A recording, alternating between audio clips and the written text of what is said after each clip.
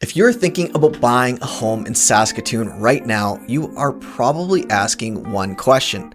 Am I about to make a smart move or am I walking straight into disaster? Because here is what is happening.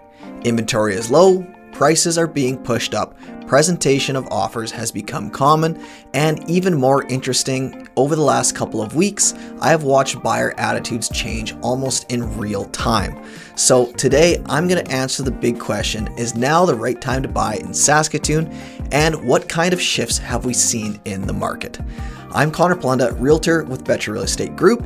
So if you need a top producing team to help secure your dream home or sell your greatest asset, all of my contact info is in the description below.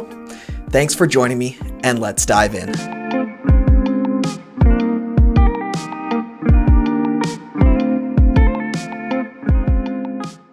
Most buyers ask the wrong question. They ask, is now a good time to buy? But that question is too broad because for one buyer, the answer might be yes. For another buyer, the answer might be no. The better question is now the right time for me to buy based on my life, my finances, and the type of home I need? If you're buying a home you plan to live in for the next 7 to 10 years, the short-term noise matters less. If you're trying to buy, renovate, and sell in 12 months, the short-term market matters a lot more. If you're renting and watching prices rise while your rent also keeps going up, waiting might cost you. But if buying would stretch you so thin that one surprise expense creates stress, then you might need to pause, save more, or adjust your price range.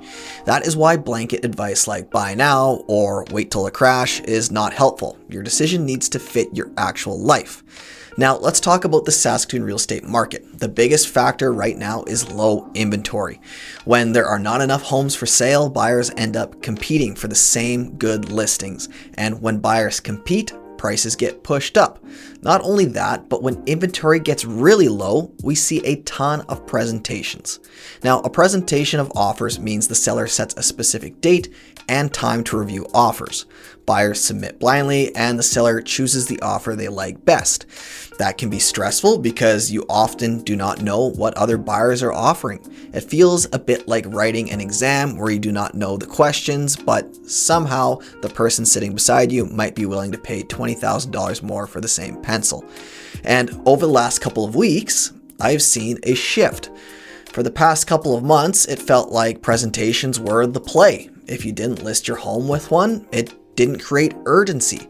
Now, in just a couple of weeks, we're seeing the attitude shift. Many buyers are frustrated with presentations. They are saying, I don't want to play that game, and I get it. Nobody loves the feeling of competing blindly, but what we're experiencing is presentations failing, but buyers' agents still reaching out to ask if the home is available. So it's not a lack of interest in the home. Buyers are now asking themselves the question, how do I avoid presentations? That is the key. Market conditions haven't drastically improved, but buyer psychology definitely has changed. A lot of buyers are waiting for things to calm down, and I understand that.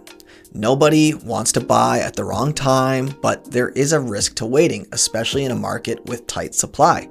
If inventory stays low and demand stays strong, the homes that buyers want most can keep getting more expensive. So if you wait 3 months, 6 months, or a year, there's no guarantee you will get a better deal.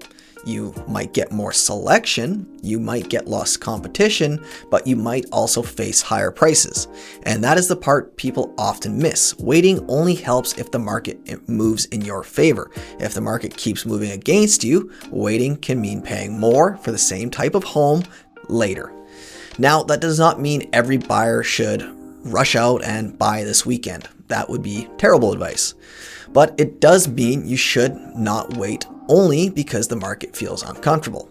Markets often feel uncomfortable when they are moving.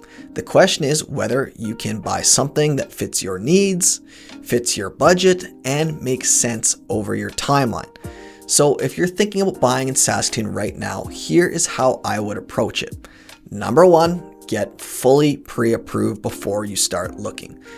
Seriously, not just a quick online calculator, a real pre-approval with numbers you trust.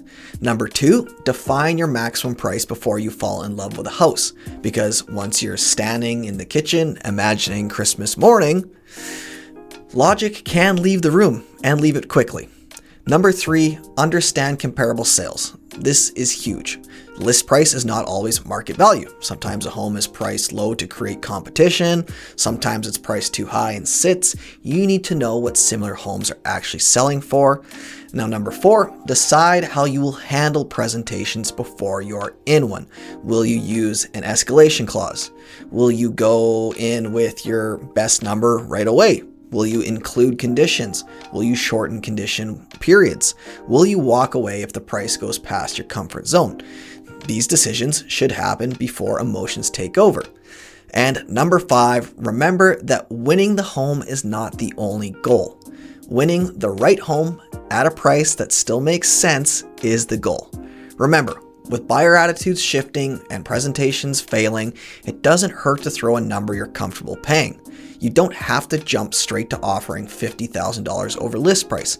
In this market, with the way buyer attitudes are shifting quickly, you never know what might happen. And besides, there is no prize for being the highest offer if you wake up the next morning feeling sick about it. So, is now the right time to buy in Saskatoon? For some buyers, yes, especially if you're financially ready, planning to stay long term, and prepared to compete in a smart way. The key is understanding the market, knowing your numbers, and not being afraid of missing out on a property. Just because there is a presentation doesn't guarantee the property is going for a high price. We're seeing it right now. So if you're thinking about buying in Saskatoon and you want help figuring out how to navigate this evolving market, reach out. I'd love to chat. My team and I help hundreds of people a year make informed decisions regarding Saskatoon real estate, and we hope to help many more. Thanks for watching, and if you found this helpful, subscribe to the channel, give it a like, let me know in the comments, and don't forget to have yourself a fantastic day.